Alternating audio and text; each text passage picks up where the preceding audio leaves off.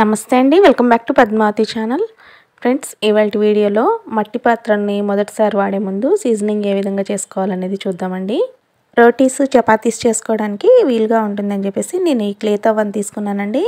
ఇది ఆన్లైన్లో తీసుకోలేదు, జస్ట్ మా ఇంటి దగ్గర ఆటోలో పెట్టి వీటిని సేల్ చేస్తుంటే తీసుకున్నాను అనమాట. ఇప్పుడు ఈ తవ్వ క్లీనింగ్ ప్రాసెస్ ఎలాగో చూద్దాము. చూసే ముందు మన ఈ వీడియోకి ప్లీజ్ ఒక లైక్ ఇవ్వండి. అలాగే మీరు ఈ ఛానల్ని కొత్తగా చూస్తున్న వారైతే ప్లీజ్ సబ్స్క్రైబ్ చేసుకుంటారని ఆశిస్తున్నాను ఫ్రెండ్స్. ఫస్ట్ మనము బజార్ నుంచి తెచ్చుకున్నప్పుడు దీని మీద ఎంతో కొంత దుమ్ము, ధూళి, డస్ట్ అలాగా ఉంటుంది కదా, అదంతా కూడా శుభ్రంగా కడిగేసేయాలండి. ఆ తర్వాత ఈ విధంగా ఒక హార్త్ ప్లేట్లో కానీ లేదా బకెట్లో కానీ పెట్టేసేసి దాని నిండు అది మునిగేలాగా నీళ్ళు పోసేసేయాలి. చూడండి, ఈ పెన్నమంతా కూడా మునిగేటట్టుగా ఈ విధంగా వాటర్ పోసేసి ఒక 24 అవర్స్ పాటు అలా పక్కన ఉంచేసేయాలండి. దీనిని కడిగిన వెంటనే మనం స్టవ్ మీద పెట్టి వాడుకున్నామంటే పగిలే ఛాన్సెస్ ఎక్కువగా ఉంటుంది. కాబట్టి ముందుగా మనం ఇలా వాటర్లో పోసి నానబెట్టుకున్నామంటే చక్కగా ఇది వాటర్ అంతా కూడా పీల్చుకొని గట్టిపడే అవకాశం ఉంటుంది. సో కాబట్టి ఈ విధంగా మనం ఒక 24 అవర్స్ వాటర్లో నాననిచ్చాక ఆ తర్వాత నెక్స్ట్ డే మార్నింగ్ ఈ క్లే తవ్వని స్క్రబ్బర్ పెట్టి రుద్దుకోకుండా జస్ట్ ఇలా చేత్తో కానీ లేదా ఏదైనా మెత్తడి క్లాత్ తీసుకుని ఇలా ఈ విధంగా పాముకుంటూ శుభ్రంగా రుద్దేసేసి 1-2 సార్లు నీట్గా కడిగామంటే ఈ విధంగా వచ్చేస్తుందండి. ఆల్రెడీ ఇది నాన్ ఉంటుంది కాబట్టి ఇందులో ఏమన్నా మురికి గట్రా ఉంటే కనుక ఈజీగా పోతుంది. ఈ విధంగా కడిగేసిన తర్వాత ఇప్పుడు నెక్స్ట్ మనము అన్నం వండుకునే ముందు బియ్యాన్ని కడుగుతాం కదండి, ఆ బియ్యం కడిగిన వాటర్ అంతా కూడా ఇందాకటి మాదిరిగానే తవ అంతా పూర్తిగా మునిగేటట్లుగా నిండుగా ఈ రైస్ కడిగిన వాటర్ అంతా కూడా పోసేసి సేమ్ ఇందాకటి మాదిరిగానే ఒక 1 డే మొత్తం అలా పక్కన ఉంచేసేయాలండి. ఫ్రెండ్స్, నేను ఈ క్లే తవ్వని తీసుకున్నప్పుడు ఫస్ట్ నాకు దీని సీజనింగ్ ఎలా చేయాలో కూడా నాకు అసలు యాక్చువల్గా తెలియదండి. సో నేను దీనిని కొన్న చోట అమ్మే వాళ్ళని అడిగితే ఈ మట్టి పాత్రలో వండుకునే ముందు ఈ విధంగా సీజనింగ్ చేసుకొని వాడుకోవాలని చెప్పారు. ఫ్రెండ్స్, దీని గురించి తెలిసిన వారైతే ఓకే, ఒకవేళ నాలాగా తెలియని వారికి ఏమన్నా యూజ్ అవుతుందని చెప్పేసి వీడియో చేసి చూపిస్తున్నానండి. ఫ్రెండ్స్, ఇక్కడ మీరు చూస్తున్నారు కదా, ఒక రోజంతా కూడా నేను ఈ పెన్నాన్ని ఇలా రైస్ కడిగిన వాటర్లో ఉంచిన తర్వాత నెక్స్ట్ డే మార్నింగ్ ఈ రైస్ వాటర్లో నుంచి పెన్నాన్ని తీసేసి శుభ్రంగా ఈ విధంగా రుద్ది నీట్గా ఫ్రెష్ వాటర్తో కడిగి దీనికి ఉన్న తడంతా కూడా పూర్తిగా పోయే వరకు ఆరబెట్టుకోవాలి. ఆరిన తర్వాత మీరు ఇక్కడ చూస్తున్నారు కదా, మన పెన్నము ఆల్మోస్ట్ ఒక 80% నీట్గా క్లీన్ అయిపోయినట్లేనండి.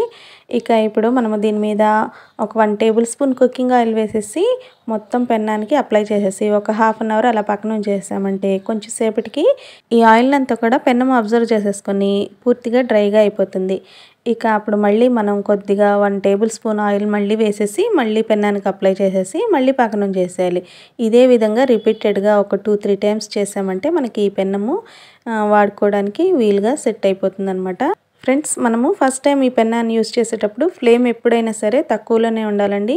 ఎక్కువగా హై ఫ్లేమ్లో పెట్టి మనం ఈ పెన్నాన్ని వాడుకున్నామంటే స్టార్టింగ్లోనే బ్రేక్ అయ్యే ఛాన్సెస్ ఉంటుందండి. సో ఎప్పుడైనా సరే గుర్తుంచుకోండి, మనము హై ఫ్లేమ్లో కాకుండా ఈ విధంగా లో ఫ్లేమ్లోనే ఫస్ట్ టైం యూజ్ చేసుకోవాలన్నమాట. సో చూసారు కదా, ఈ విధంగా స్టవ్ని సిమ్లో పెట్టుకొని ఇప్పుడు ఇందులోకి 1 or 2 టేబుల్ స్పూన్స్ ఆయిల్ వేసుకొని అందులోనే ఈ విధంగా కొంచెం చిన్నగా కట్ చేసుకున్న కొన్ని పెద్దలపై ముక్కలను వేసేసుకొని ఈ విధంగా ఫ్రై చేసుకోవాలి. నేను ఈ పెన్నం మీద ఇలా ఆనియన్స్ వేసి ఫ్రై చేస్తున్నాను కదండి, అయితే ప్రత్యేకంగా ఆనియన్సే వేసి ఫ్రై చేయాల్సిన అవసరం లేదండి. మీ దగ్గర బియ్య పిండి ఉన్నా కానీ గోధుమ పిండి ఉన్నా కానీ 2-3 టేబుల్ స్పూన్స్ తీసుకొని ఆయిల్ వేయకుండా ఈ పెన్నం మీద వేసేసి ఇదే విధంగా ఒక 4-5 నిమిషాల పాటు ఫ్రై చేసుకొని ఆ తర్వాత అదంతా కూడా తీసి పారేసేసి శుభ్రంగా మరొకసారి పెన్నాన్ని కడిగామంటే మనకి ఈ విధంగా చక్కగా నీట్గా పెన్నము వాడుకోవడానికి వీలుగా రెడీ అయిపోతుందండి. చూడండి, ఈ విధంగా క్లీన్ చేసుకున్న ఈ క్లే తవ్వ మీద మనం రోటీస్, పుల్కాస్ కాల్చుకోవడానికి ఇది అనుకూలంగా ఉందా లేదా అనేది చెక్ చేసుకోవడం కోసం ఫైనల్గా ఇలా ఒక వైట్ క్లాత్ తీసుకొని పెన్నం మీద పెట్టేసేసి ఈ విధంగా రుద్ది చూసామంటే క్లాత్కి ఎటువంటి కలర్ కానీ డస్ట్ కానీ అంటకుండా ఉంటే కనుక మనం డౌట్ లేకుండా ఈ పెన్నాన్ని మనం యూజ్ చేసుకోవచ్చు అనమాట. సో చూసారు కదా, ఇంతలా క్లీన్ చేసుకొని రెడీ చేసుకున్న ఈ పెన్నం మీద రోటీ వేసి కాల్చి చూపిస్తానండి ఎలా వచ్చిందో.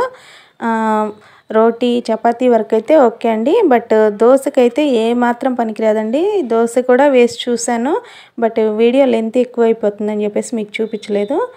దోసపిండి గరిటతో పోయగానే పిండి అంతా కూడా మధ్యలోకి వచ్చేసేసి చుట్టూతో అంతా కూడా అతుక్కుపోయినట్లుగా మధ్యలో పిండి ఉడకనట్లుగా వచ్చి దోశ అయితే అస్సలు బాగా రాలేదు. కొంచెం ఈ రోటీలు, పుల్కాలు కాల్చుకోవడానికి అయితే ఓకే అండి. అన్నట్టు దీని ప్రైస్ వచ్చేసి మీకు ఇంతవరకు నేను చెప్పలేదు కదండి.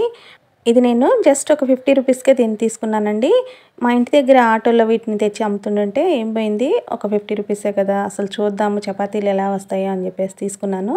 బట్ నాకైతే ఏమంతగా సాటిస్ఫాక్షన్గా అనిపించలేదండి. చపాతీలు కూడా అంతగా ఏం మెత్తగా రాలేదు, ఏదో అలా అలా ఉన్నాయి. చపాతీల టేస్ట్ కూడా అంతంత మాత్రంగానే ఉన్నాయండి. అండ్ ఇంకా దోసకైతే అస్సలు పనికిరాదు. మన టైము వేస్టు, డబ్బులు వేస్టు. పోన్లేండి, ఇదొక ఎక్స్పీరియన్స్ అనుకోవడమే. ఓకే ఫ్రెండ్స్, ఈ వీడియో నచ్చినట్లయితే లైక్ చేయండి, షేర్ చేయండి, సబ్స్క్రైబ్ చేయండి. Okay, thank you. See you next video.